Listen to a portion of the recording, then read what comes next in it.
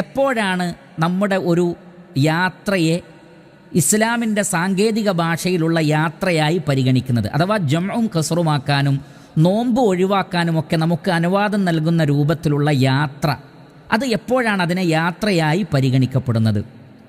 അതിൽ പ്രധാനപ്പെട്ട രണ്ടഭിപ്രായങ്ങളുണ്ട്.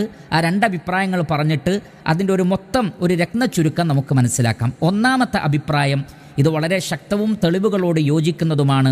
ഏകദേശം 80 കിലോമീറ്ററോളം അല്ലെങ്കിൽ അതിനോടടുത്ത് നിൽക്കുന്ന 70, 75, 80 കിലോമീറ്ററോളമുള്ള ഏതൊരു യാത്രയും യാത്രയായി പരിഗണിക്കുന്നതാണ്.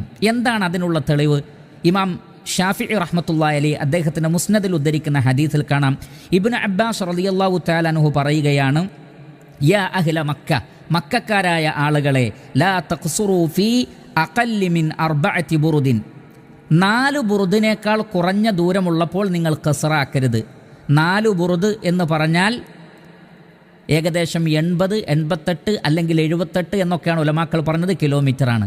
അതുകൊണ്ട് 75 മുതൽക്ക് അങ്ങോട്ട് ഏകദേശം 80, 85 കിലോമീറ്ററൊക്കെയുള്ള ഒരു യാത്രയാണെങ്കിൽ അപ്പോഴാണ് നിങ്ങൾ ജംഉം ഖസ്റുമാക്കേണ്ടത്. അതാ ഇബ്നു അബി റബാഹിൽ നിന്ന് സഹീഹായ സനദോടുകൂടി നമുക്ക് കാണാൻ സാധിക്കും, അന്ന ഇബ്നു ഉമർ വബ്ന അബ്ബാസ് റളിയല്ലാഹു അൻഹുമാ കാനാ യുസല്ലിയാനി റകഅതൈനി വയുഫ്തിറാനി ഫീ 4 ബുർദിൻ ഫമാ ഫൗഖ ദാലിക്. 4 ബുർദോ അതിന് മേലെയോ ഉള്ള സന്ദർഭത്തിൽ ഇബ്നു അബ്ബാസ് റളിയല്ലാഹു അൻഹു, ഇബ്നു ഉമർ റളിയല്ലാഹു അൻഹു അവരൊക്കെ ഖസ്റാക്കാറുണ്ട്, അതേപോലെ തന്നെ നോമ്പ് ഉപേക്ഷിക്കാറുണ്ട്, അഥവാ യാത്രയായി പരിഗണിക്കാറുണ്ട്. വേറെയും തെളിവുകൾ അതിന് നമുക്ക് കാണാൻ സാധിക്കുന്നതാണ്. അപ്പോൾ ഈ തെളിവുകളുടെ അടിസ്ഥാനത്തിൽ ഏകദേശം 70, 75 അല്ലെങ്കിൽ 80, സൗദി അറേബ്യയിലെ പണ്ഡിത സഭ പറഞ്ഞിട്ടുള്ളത് ഏകദേശം 80 കിലോമീറ്ററാണ്. അപ്പോൾ 80 കിലോമീറ്റർ ദൂരമുള്ള ഏതൊരു യാത്രയിലും ജംഉം ഖസ്റുമാക്കാവുന്നതാണ്.